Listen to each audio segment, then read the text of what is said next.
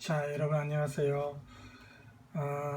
오늘은 여러분 그 자료 중에 제목이 만들어지는 인간, 만들어지는 정체성, 포스트 휴먼 정체성 이렇게 되어 있는 이제 샤를로트 케르느라는 작가의 장편 소설 블루프린트를 이제 토대로 할 건데 이 작품이 영화로도 상영이 되었습니다. 근데 국내에는 아마 개봉이 됐는지 확실치는 않아요. 그래서 이게 이제 영화화된 작품입니다. 어쨌든 그래서 이 작품에서는 이제 우리가 목차에서도 보면 알 수 있다시피 복제 인간과 이제 원본 인간 사이에 어떤 갈등을 중심으로 해서 우리 인간과 이제 우리 보통 클론이라고 하죠.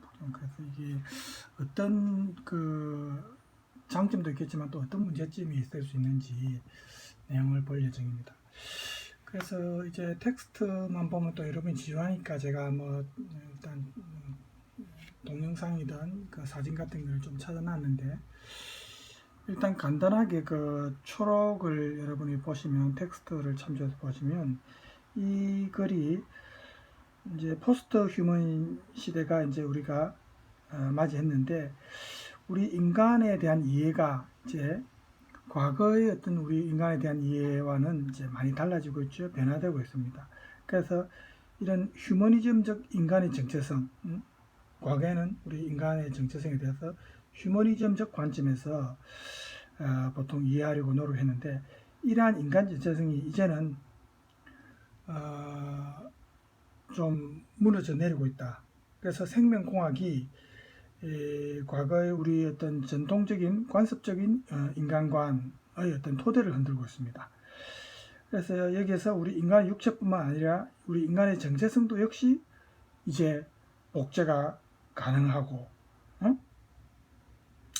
그래서 만약에 이런 점이 포스트 휴먼 시기에 우리 인간 정체성으로 복제된 인간도 받아들일 수 있을 것인지, 그 다음에 우리 인간 정체성이 이렇게 나누어지고 또 공유할 수도 있고 복제할 수도 있고, 만약에 이렇게 된다면 이런 인간 정체성이라는 용어가 이제는 과거와는 좀 다른 의미, 새로운 어떤 의미로 우리가 받아들일 수 있는데, 과학기술을 활용한 이 복제 인간과 또 계획적으로 만들어지는 이런 복제 인간의 정체성이 이 포스트 휴머니즘이 제기하는 새로운 인간 유형인가를 이제 이 작품 케르너의 이 작품 블루프린트를 통해서 우리가 한번 유추해 볼 예정입니다.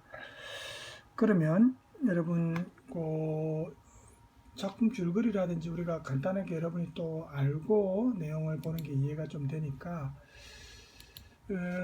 이 작품이 이제 영화로 2004년도입니다. 원래 독일 영화인데 이렇게 보면은 이렇게 하면 조금 확대되겠죠? 확대되는 지역이 나오더라고요. 자, 글루미 선데이라고 유명한 독일 영화가 있습니다. 그래서 이 영화를 만든 제작진이 만든 영화라고 하는데, 자, 그러면 다시 돌아와서 이제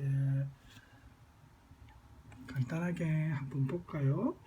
영혼을 훔친 위험한 재능, 그녀와 또 다른 그녀가 충돌한다.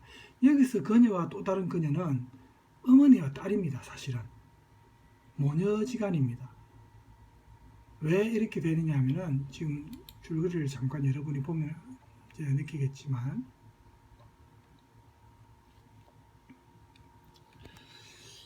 이게 이제 여러분이 줄거리를 보면 이런 말이 나오죠. 세계적 명성을 떨치고 있는 피아니스트 이리스, 이제 어머니입니다.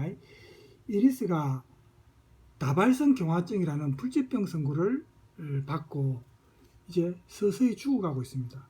그래서 자기가 아주 뛰어난 재능이 있는 사람인데 이 찬란했던 자기 인생이 이제 덧없이 사라진다는 사실을 도저히 받아들일 수 없는 이 이리스가 무엇보다도 자신의 음악적 재능만은 꼭 살리고 싶다, 남기고 싶다, 이렇게 강한 의지를 가지고 있게 됩니다. 그러다가 그 야망이 피셔 박사를 만나게 되면서 두 사람 간의 은밀한 공모하에 인류 최초의 복제인간인 이름이 실입니다. 실을 만들어냅니다. 자기와 똑같은 복제인간입니다. 그래서 이 실이가 이제 딸인데 모녀인 동시에 쌍둥이 자매라고도 볼 수 있는 이 이리스와 시리가 시리가 이제 이리스의 엄격한 어떤 교육 양육 속에 이제 재능을 어머니와 복제인간이니까 거의 비슷한 재능을 띈 이제 타고난 겁니다. 그래서 완벽한 피아니스트로 이제 거듭나는데 하지만 이렇게 처음에는 다정하고 따스했던 이 모녀 간의 관계가 피셔 박사 때문에 파국을 맞이하게 됩니다. 피셔 박사가 어떤 욕심을 내냐면 이 시리의 존재를 언론에 원래는 비밀리에 하기로 약속했었는데 언론에 폭로해서 자신의 천재성을 자기가 복제인간을 만들어낼 수 있다는 자신의 천재성을 과시하고 이 때문에 시리가 자신의 탄생에 얽힌 비밀을 알게 되는 겁니다. 그래서 이제는 이 어머니인 이리스를 향한 정오심이 오히려 시리에게 생기는 거죠. 그래서 방황하게 되고 자기가 이제 복제인간이라는 걸 알게 되니까 방황하게 되고 이리스도 역시 젊고 재능 있는 자신의 분신인 시리에게 또 묘한 경쟁심을 느끼고 왜냐하면 자기는 서서히 죽어가고 있으니까 그죠? 그래서 이런 어떤 내용이 이 영화의 전체적인 이제 막 골격을 이루고 있다 이렇게 볼 수 있고 그래서 영화와 관련해서는 글루미 선데이라는 영화를 본 사람들은 알겠지만 이 영화가 굉장히 유명한 영화입니다. 이 영화를 본 사람들은 우울증 때문에 자살을 한 사람도 있고 뭐 그렇다고 합니다. 전 세계 영화 팬들 매혹시켰던 영화 이 글루미 선데이 번역하면 잿빛의 우울한 일요일 이 말이거든요. 글루미가 그 당시 세계적인 영화 사이트에서 관객 평점 역대 1위를 기록했던 영화가 글루미 선데이입니다.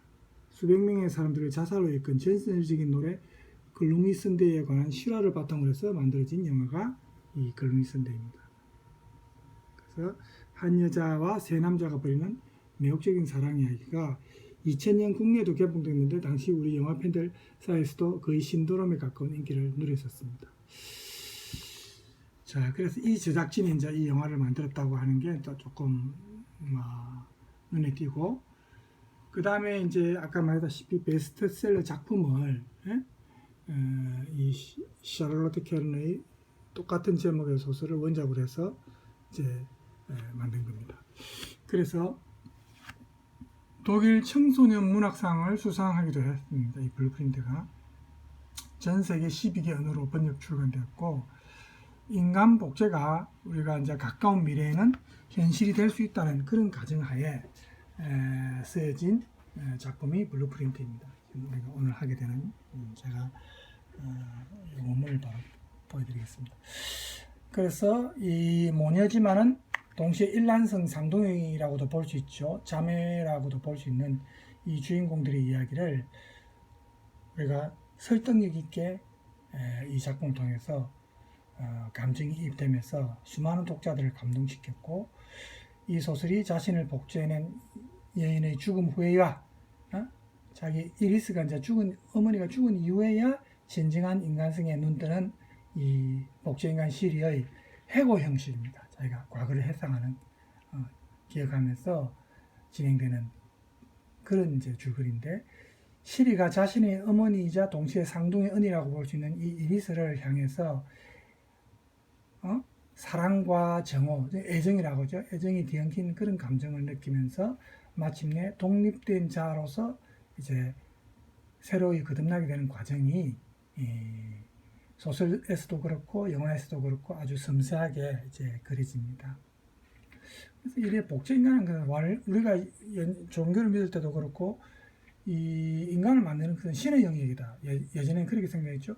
그래서 이런 신의 영역에 대해서 정면으로 도전하고 혹은 인류를 위한 과학의 승리라든지 뭐 이런 다양한 엇갈린 평가와 함께 찬반 논쟁이 많이 일었던 그 인간 복제 문제가 이제 우리 시대의 뜨거운 화두가 되어서 이 소설책 베스트셀러가 이제는 영화로도 더 자극적이고 더 드라마틱하게 더 도발적으로 이렇게 이제 영화로 만들어졌다. 그래서 우리가 이 작품을 이제 오늘 볼 예정인데, 이 영화에서의 이제 지금 동영상은 저작권 문제도 있고 해서 제가 좀 사실은 조심스럽습니다. 그런데 이제 사진은 상관없거든요. 그래서 이제 여기 포토 부분을 조금 이렇게 보면은 영화 속 장면입니다. 모두 보기 하면 이제 이렇게 나오구나. 모두 보기 말고 하나씩 봅시다.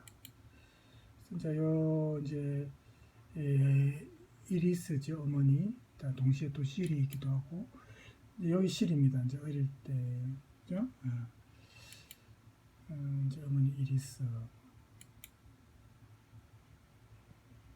사람이 이제 빈과 자 이리스죠.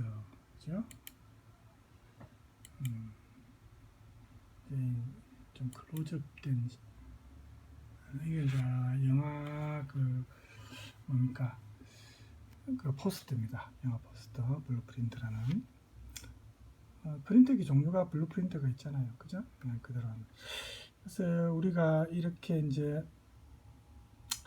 우리 인류의 역사 발전 과정에서 뭐 역사적으로 보면은 큰 획을 그은 전환점이 우리가 예전에 이제 종교혁명 혹은 산업혁명 뭐 천동설, 지동설 이런 과학과 관련된 전환점도 있고 뭐 많이 역사적인 획기적인 전환점들이 많이 있는데, 이런 전환점들의 공통점은 우리 인간에 대한 어떤 생각, 어떤 이해에 영향을 줬다는 점인데, 최근에는 이런 과학기술이 과거의 전환점과는 훨씬 더 파급력 큰 그런 어떤 영향력을 보입니다.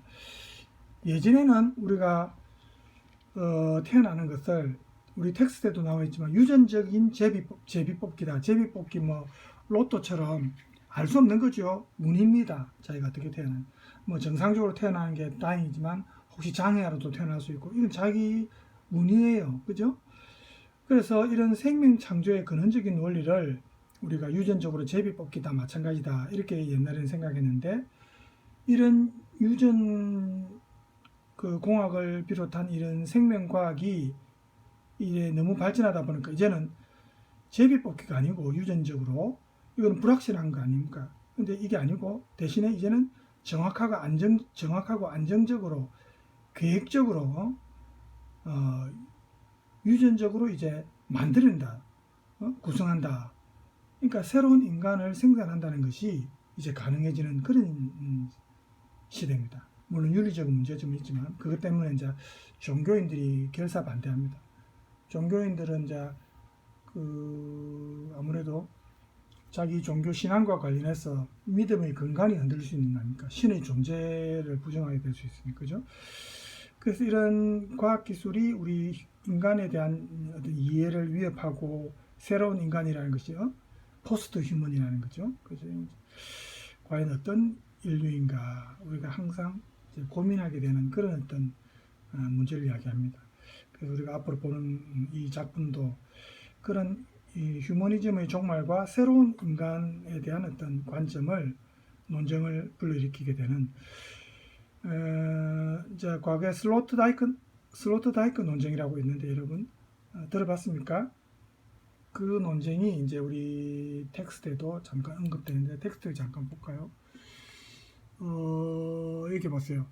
열려진 판도라 상자 슬로트다이크 논쟁 이렇게 돼 있죠. 슬로트다이크는 이제 사람 이름입니다. 원래 본명은 페트 슬로트다이크입니다.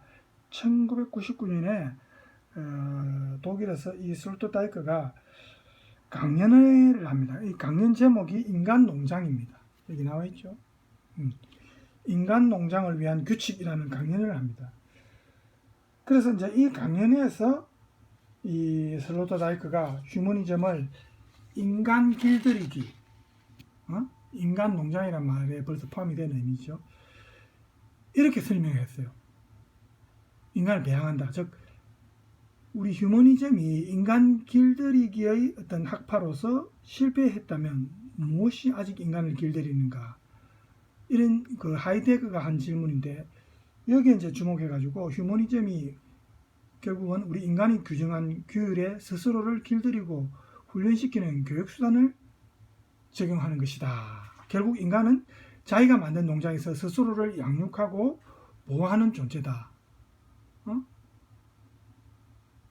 이렇게 이제 강인해서 슬로터다이크가 이 말을 했어요. 그래서 이 말 때문에 지금 그 당시에 굉장히 비판적인 시각도 많고 논쟁이 일었습니다.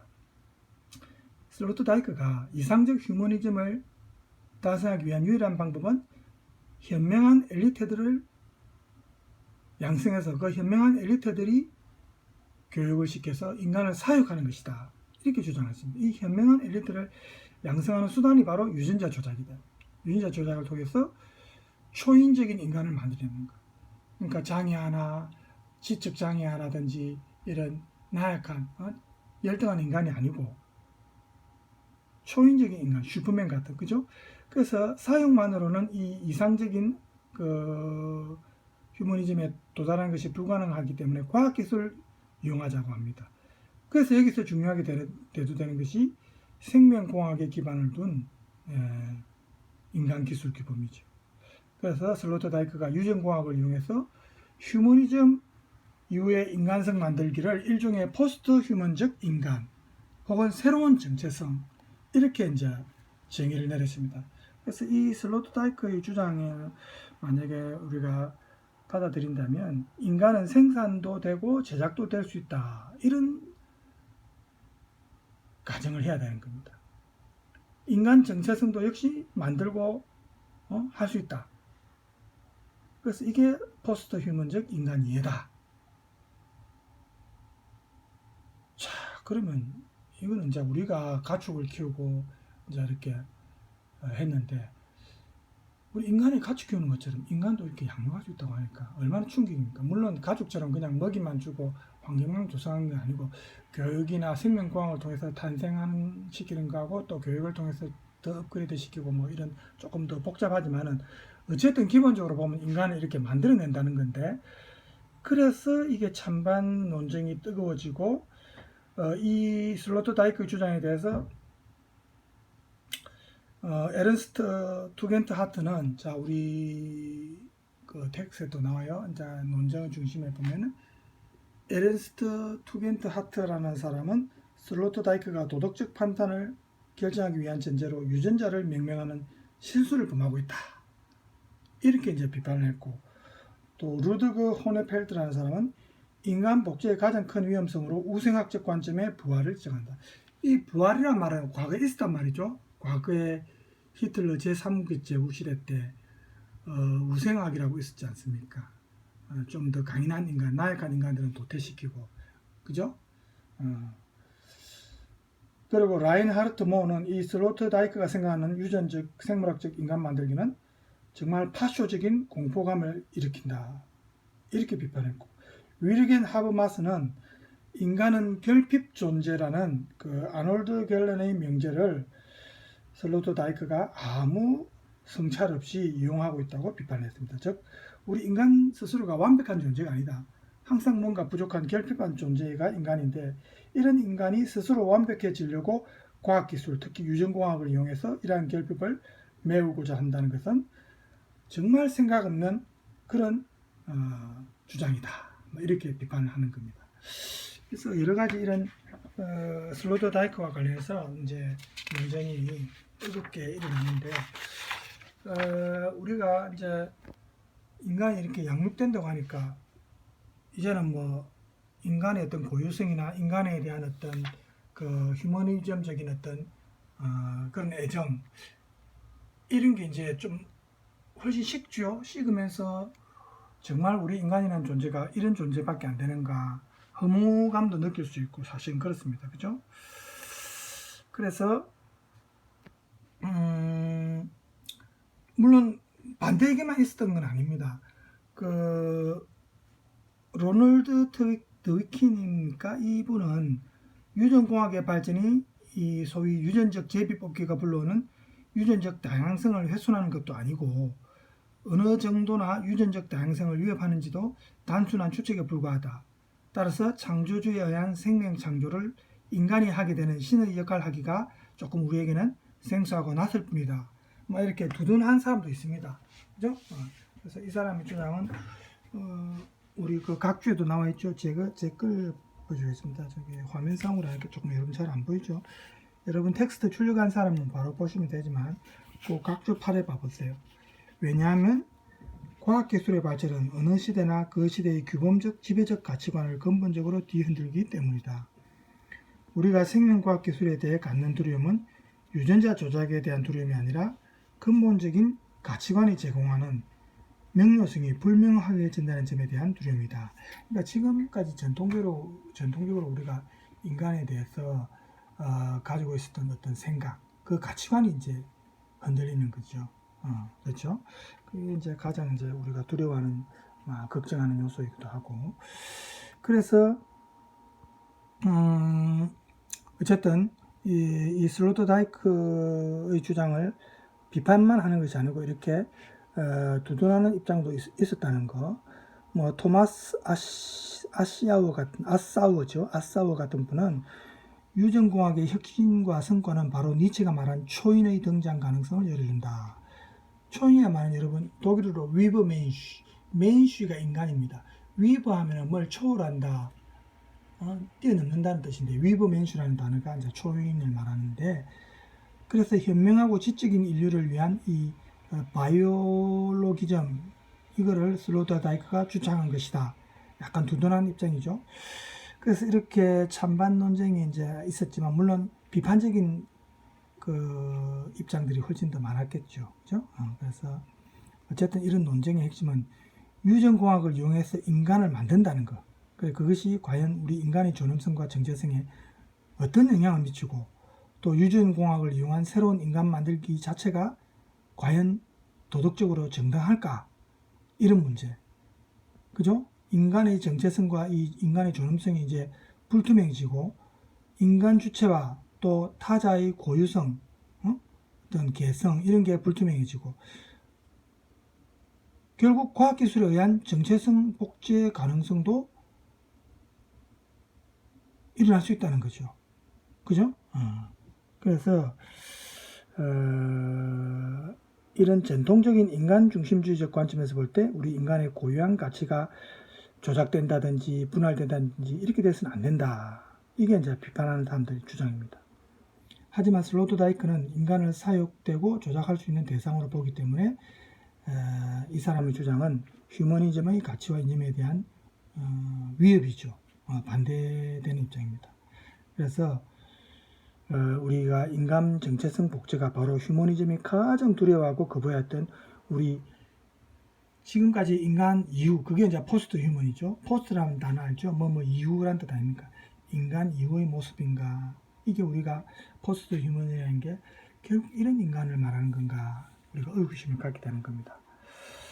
자, 그러면 이제 블루프린트를 통해서 방금 우리가 언급했던 이런 내용들을 이제 영화를 통해서 한 번씩 짚어볼 건데, 실제 이 영화를 보면 이게 복제인간이 만들어지면 이렇게 될 수 있다는 겁니다.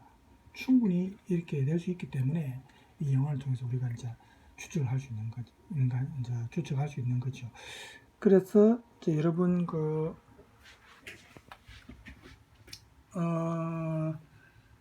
자료 이제 본문에 들어가 보면은 블루프린트 해가지고 작은 제목 1번 해보세요. 여기 있죠. 복제 인간과 원본 인간, 동일자적 타자, 동일자, 이 말은 유전자가 동일하다 이 말입니다. 동일자적. 유전자는 동일한데 사람은 다르다. 타자인가? 이런 물음표 해놨죠. 지금 대사를 한번 볼까요? 작품 속에 나온 대사. 이건 이제 소설했습니다. 나는 지금 이 그랜드 피아노 앞에 앉아있는 자가 누구인지를 밝혀내고 싶다. 중간에 생략됐고, 나의 시작은 엄마의 종말이었고 엄마의 종말은 나의 시작이었다. 벌써 여기에 줄거리가 거의 압축되어 있네요. 나의 시작은 엄마의 종말이었고 엄마의 종말은 나의 시작이었다. 이 완전히 이제 그 결론부를 미리 압축해 놓은 문장이네요. 그렇죠? 그래서 이 표현을 이제 하면서 우리가 이제 내용을 음미해 볼 건데, 영화 장면에서 한번 볼까요? 너무 이제 이 텍스트만 보면 사실은 또 여러분 지루할 수 있으니까. 이 이제 어머니 이리스죠. 이리스 셀린이죠. 그 옆에 요 작은 그림 요게 이제 시일입니다. 딸. 그죠? 얼굴도 닮았지만 무엇보다도 유전자가 동일하다는 겁니다. 그래서 이 영화가 천재적 피아니스트이자 작곡가인 어머니 이리스의 계획에 따라서 만들어진 복제 인간, 이제 클론이라고도 하죠. 시리 셀린입니다. 그러니까 시리라고 이제 보통 우리 부르는데, 이 시리의 인간 되는 과정, 혹은 독립된 인격체로서 성인이 되는 과정, 이런 걸 이제 우리가 영화를 통해서든 이 소설을 통해서든 이제 보게 됩니다. 이 작품 속에 그려진 원본 인간과 복제 인간 간의 관계는 일종의 공생 관계입니다. 그래서 나는 너고 너는 나다라는 이런 공생 관계인데, 엄마와 딸이, 문제는 이 공생적 그 과정이 곧 신체적으로 유전적으로 동일하다는 것뿐만 아니고 정체성까지 동일화되느냐, 복제를 의미하는가. 그래서 이제 이와 관련해서 그 밑에 각주에 보면은, 각주 12에 봐보세요.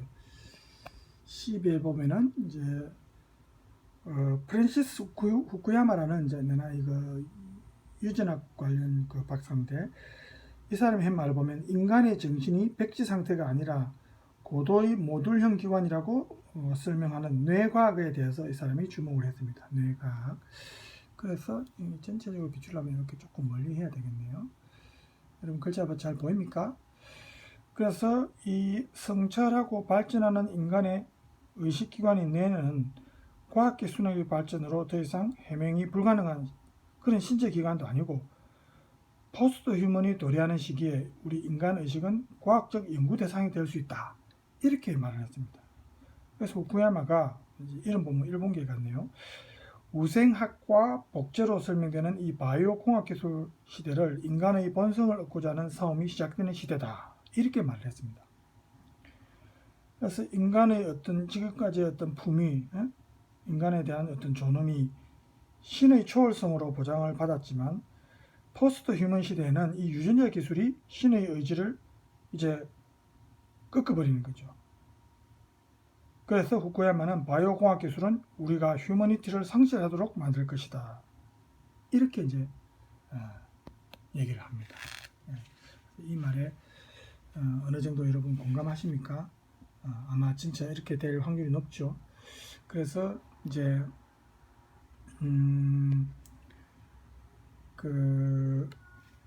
이 두 사람이 나는 곧 너다, 어머니 입장에서도 그렇고 딸 입장에서도 그랬는데, 이 원본 인간과 복제 인간의 어떤 동일성이라는 유전자라는 그 어떻게 보면 정보 체제를 공유하는 건데, 이게 생물학적으로 이제 결정되는 겁니다. 그래서 시리의 자의식이라는 것이 시리 자신만의 고유하고 유일한 독자성이 아니다, 그걸 의미하는 것이 아니고, 자기는 복제된 원본이고 유전자적으로 원형이라 할 수 있는 어머니 이리스의 자의식에 속하는 겁니다. 시리는 여기서 벗어날 수 없다는 겁니다. 어머니에게서 복제되었기 때문에 처음에는 모릅니다. 나중에 밝혀지고 나서부터 이제 시리가 굉장히 괴로워하게 되죠. 그래서 이 시리가 하는 대사 중에 이제 우리 원문에서 보면 대사 나오죠. 내게는 자의식이 없다. 언제나 그랬다. 지금 나는 당신들이 처음부터 나를 길들인 것이라고 말한다. 길들여진 원숭이처럼 나는 늘 피아노 앞에 앉아 있었다. 내 안에서 말하는 사람은 바로 나야. 우리는 하나야. 결국 그녀 역시 인정한 것이다. 처음부터 내 안에서 말하는 사람이 바로 그녀라는 사실을, 이렇게 이제 얘기를 합니다. 자, 그래서 이 대사를 보면 시리의 어떤 고뇌, 어떤 그 마음의 갈등을 우리가 엿볼 수가 있는데, 앞서 그 슬로터다이크가 인간을 길들인다는 그 인간 농장과 관련된 강연회를 조금 우리가 생각나게 하는 그런 대사죠. 그래서 이런 시리의 의식이 이 어머니 이리스의 의식 속에서만 혹은 어머니 이리스의 의식과 함께 존재한다는 것을 보여줍니다.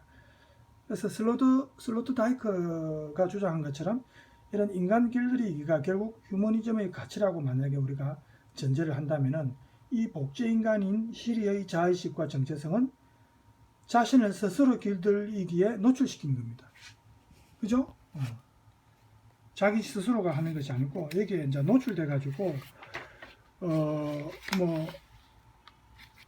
어쨌든 자기는 자기 스스로의 어떤 고유성은 없는 거죠. 그래서 복제의 원본인 어머니 이리스의 정체성에 항상 자기는 속해 있는 존재. 그게 이제 딸린 존재입니다. 이 대사를 보면 그런 걸 이제 자기가 느끼는 거죠. 그래서 만약에 이렇게 전제해 버린다면은 원본 인간과 복제 인간은 동일한 정체성을 이제 갖게 되는 거니까 이 두 개체가 단 하나의 동일한 정체성을 두 사람이 공유하는 거죠. 그래서 이 복제 기술이 이걸 이제 현실화시킨 건데 이럴 경우에 개인의 인격이나 고유하고 유일한 정체성이라는 것은 불가능해집니다. 시리 나름대로 있던 자기만의 정체성이라는 것은 없는 거예요. 이리스 어머니의 정체성에 들어가는 거니까 그게 속한다. 그죠? 뒤에 이제 우리가 대사를 보면 또 관련된 대사 나오는데 여기 나오죠. 난 정확한 계산에 의해 태어난 인간이에요.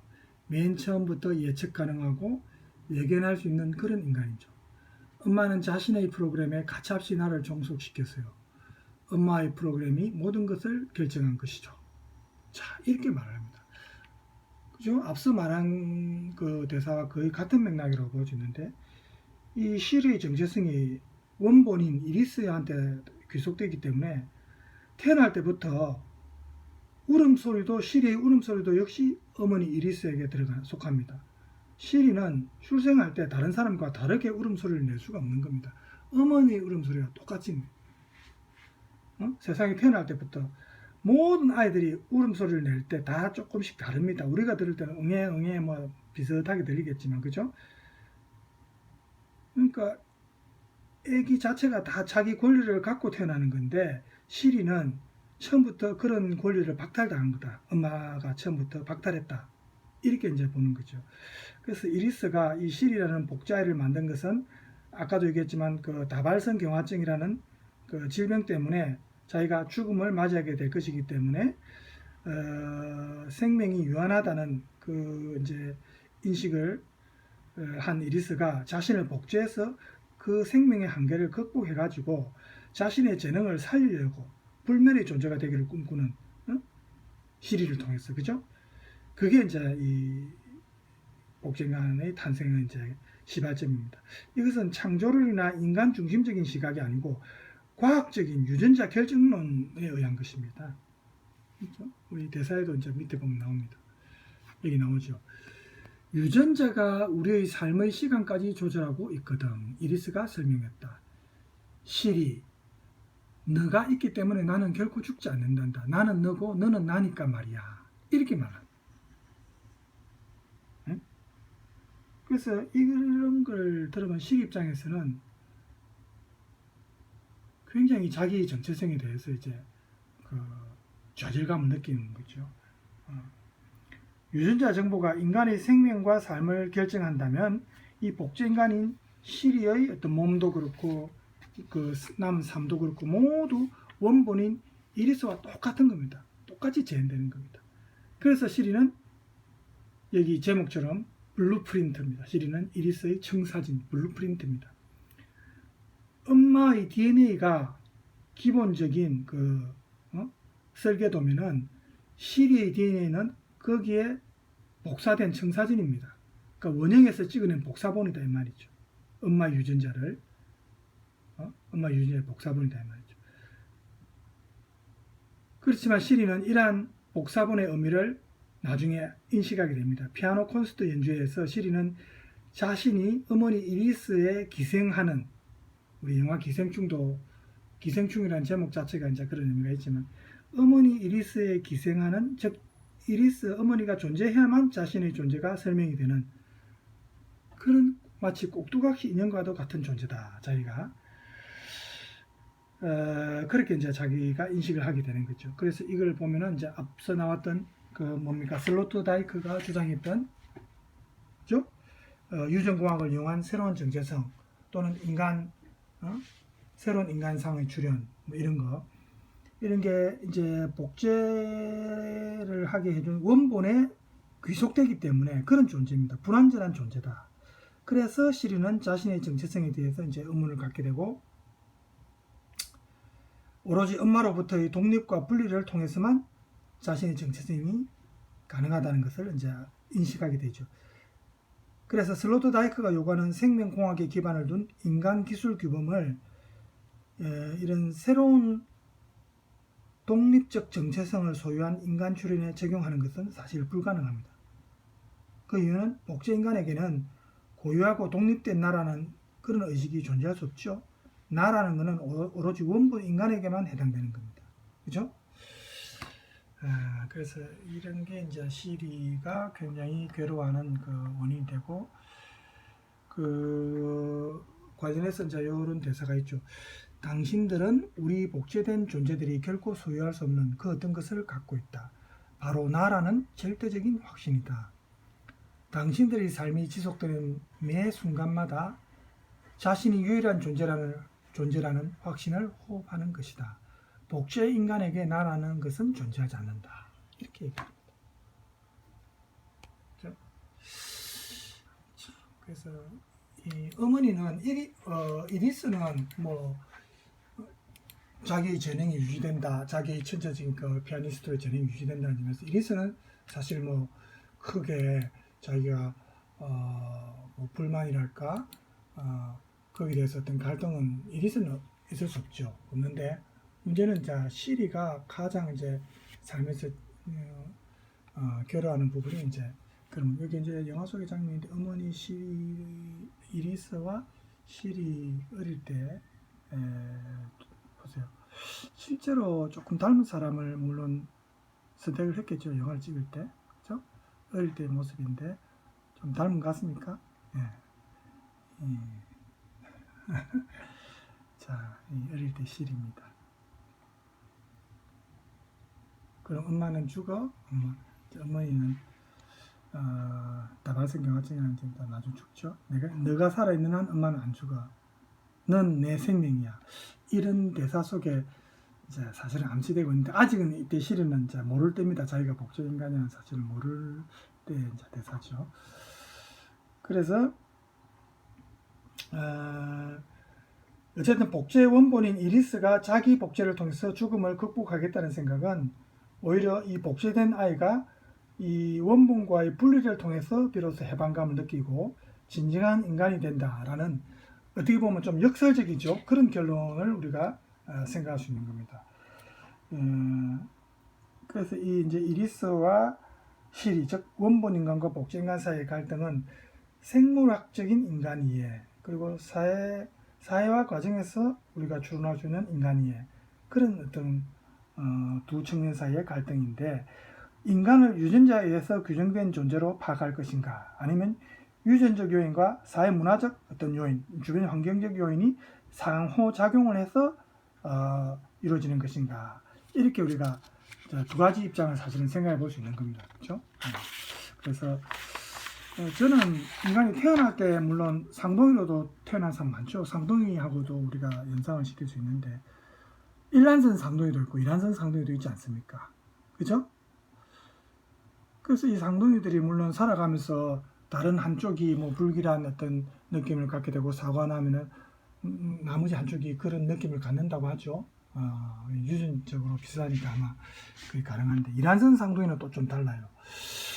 그래서 우리가 이제 이런 그런데 이제 복제 인간의 경우에는 완전하게 유전자가 똑같이 복제됐기 때문에 그래서 시리의 삶이 그리고 인간이 되려고 하는 그 시리의 바람, 소망이 결국 어머니인 이리스가 죽은 후에 그녀의 일기를 불태워버리고 그렇게 함으로써 신체적으로나 정신적으로나 혹은 일기를 통해서 감정적으로나 이제 완전히 독립된 나의 모습, 자기 자신만의 모습을 찾게 됩니다. 시리가. 그러니까 이리스로부터 시리가 이제 분리되는 것이죠. 복제인간이 아니고 이제 어머니가 죽었기 때문에 이리스와의 동일성이 완전히 깨져버린 것이죠. 이때부터 이제 자기 정체성을 갖게 되는데, 우리가 잠깐 그럼 텍스트에서 54쪽에 보면은 그런 내용이 나옵니다. 자, 여기 나오죠. 내가 성인이 될 무렵 우리 두 사람은 둘로 갈라졌어요.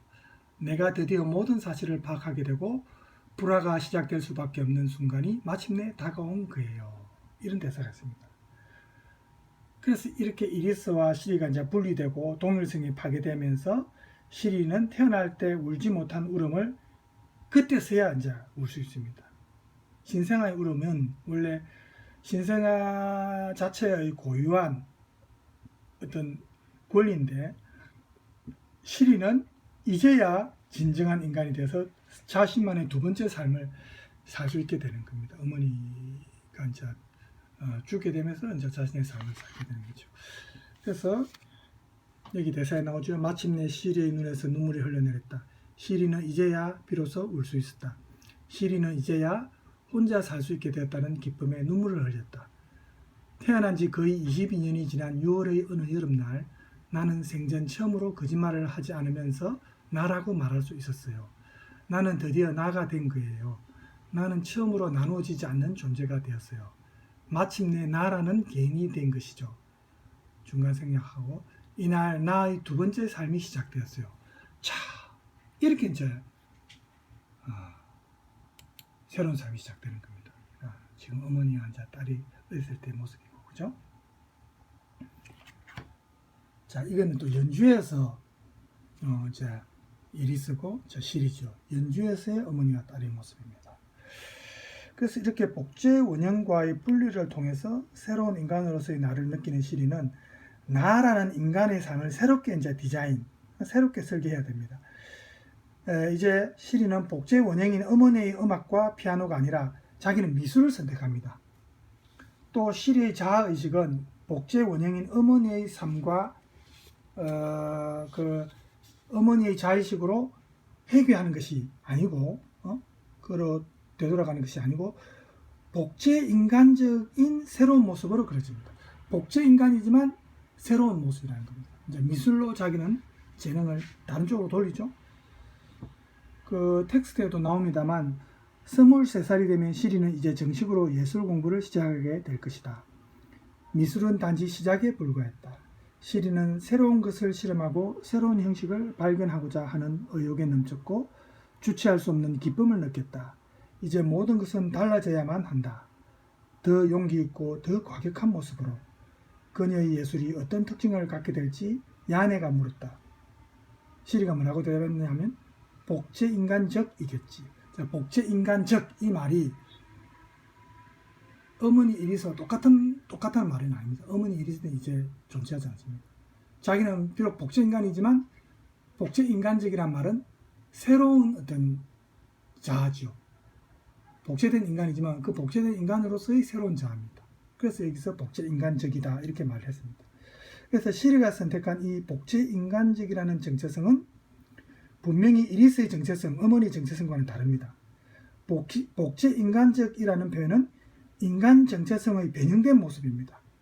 그러니까 슬로트다이크가 주장한 것처럼 사육자를 복제 원형인 이리스로 본다면 사육되는 자는 복제인간인 시리죠. 슬로트다이크 주장처럼 결국 슬로트다이크는 사육자와 사육되는 자의 관계, 즉 원본인간과 복제인간과의 관계를 복제인간이 원본인간에 의존하거나 혹은 거기에 공생하는 불완전한 존재로 바라보는 것입니다. 그래서 만약에 이런 관계의 고리가 끊어지면 시리처럼 만약에 복제인간이 자기 정체성에 대한 의문이 들게 되면 복제인간은 그 이리스로 대변되는 인간적이라는 영역에서 벗어나서 복제인간적이라는 새로운 모습으로 등장하게 됩니다. 그렇다면 복제인간은 인간적이라는 범주를 벗어나는 새로운 정체성의 등장을 암시하는 것일까? 이게 반드시 그렇다고 볼 수 있을까? 여기에 대해서 우리가 확답을 하기 힘들죠. 유전공학 기술을 활용한 이 복제인간적인 인간 본성이 곧 포스트 휴먼적 인간 정체성으로 이어진다. 이렇게 우리가 반드시 그렇게 볼 수는 없죠. 그죠? 의심을 해야 됩니다. 유전공학의 도움으로 인간의 유한성을 극복하는 것은 가능한데, 더 나아가서 우성적인 유전자를 양성하는 것은 아까 후쿠야마가 좀 염려했던 새로운 우생학이 등장하는 것이 아닌가, 이렇게 이제 우리가 생각할 수 있죠. 그래서 우리 이제 각주에 나와 있는 그 후쿠야마 책에서 제목이 이겁니다. 부자의 유전자와 가난한 자의 유전자라는 이제 그 번역서인데, 여기에 보면은 이런 말이 있습니다. 우리는 이제 막 인간의 역사와 포스트 휴먼의 역사적인 대분수령에서 다른 편의 모습을 드러내면서도 본질적인 것이 무엇인지 보지 못하기 때문에 경계선을 넘어섰다는 것조차 모르고 있는지도 모른다.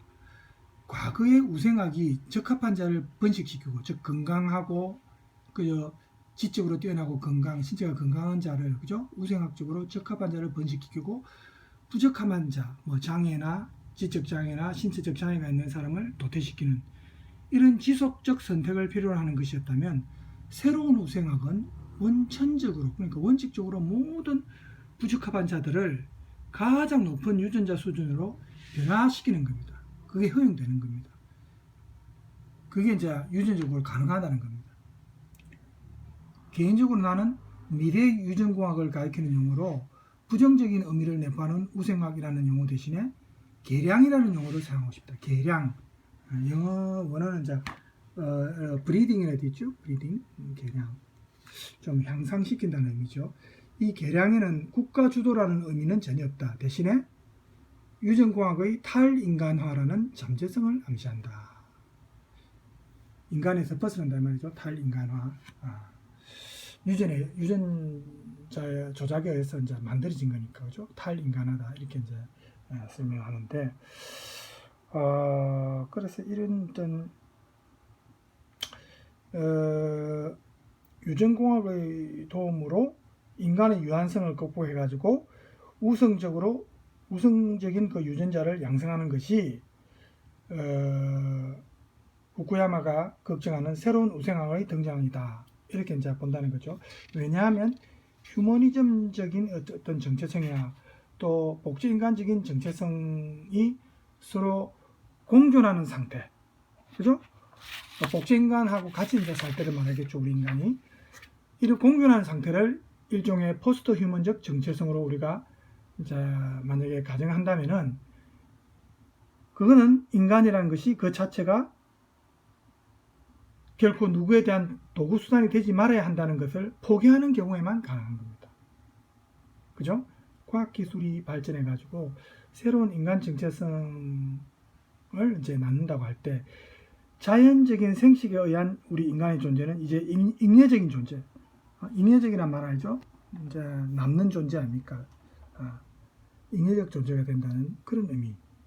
그러니까 휴머니즘적 정체성을 배제한 오로지 과학기술에 의존하는 정체성이라는 것은, 이게 과연 포스트 휴먼 정체성인가? 그런 어떤 질문, 그죠? 의문을 우리가 가질 수 있고, 그래서 이 복제인간의 정체성은 곧 원본 인간과의 유전적으로는 동일하지만 서로 다른 타자적 동일성인가? 이런 의문을 우리가 갖게 됩니다. 그래서 이게 이렇게 될 때 인간이 과연 우리 인간의 고유성을 유지할 수 있을 것인가? 좀 허무한 그 느낌이 들겠죠. 그래서 복제인간인, 영화에서 복제인간인 시리하고 원본인간인 어머니 이리스의 갈등이 결국은 유전자 구조의 동일성에서 유래하는 것이 아니라 단 하나의 유일한 존재인 이 나라는 것이 결국 누군가의 복제품이라는 사실을 인정해야만 하는 그런 심리적인 어떤 불안감, 충격, 여기에서 시작이 되는 겁니다. 그래서 복제인간이 원본인간의 동일자적 타자가 아니라 종속관계이고, 나아가서는 불완전한 타자일 뿐이다, 이렇게 이제 비판을 할 수 있는 거죠. 그렇게 이제 사람들이 많이 비판하는 겁니다. 결국 모든 물음 가운데 가장 내면적인 물음이 뭡니까? 나는 누구인가? 나는 누구인가라는 물음이 복제인간에게는 불필요해지죠. 미래 불확실성에 기인한 유일한 인간의 존엄성, 그리고 고유성이 아니고 이제는 미래의 확실성, 이미 그렇게 유전적으로 만들어졌기 때문에 예측 가능성, 이게 이제 지배하니까 인간의 고유한 존재 의미는 박탈되는 겁니다. 그죠? 원래 인간은 결핍된 존재이고 어떻게 될지 미래를 예측할 수 없고 이게 인간인데, 복제인간은 어느 정도 미래를 예측할 수 있고 성장 과정도 예측할 수 있고, 그렇죠? 결핍된 존재가 아닙니다. 이미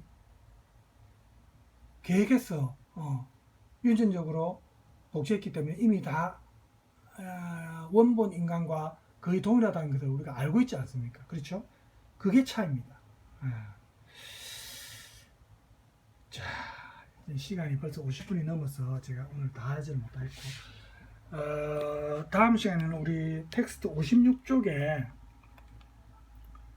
자 2번입니다. 복제인간과 상동이, 타자적 동의. 자, 우리가 상동이와 또 비교를 할 수 있습니다. 복제인간을. 그죠? 일란성도 있고 이란성 상동이도 있는데, 그래서 다음 시간에는 이 내용을 하도록 하겠습니다.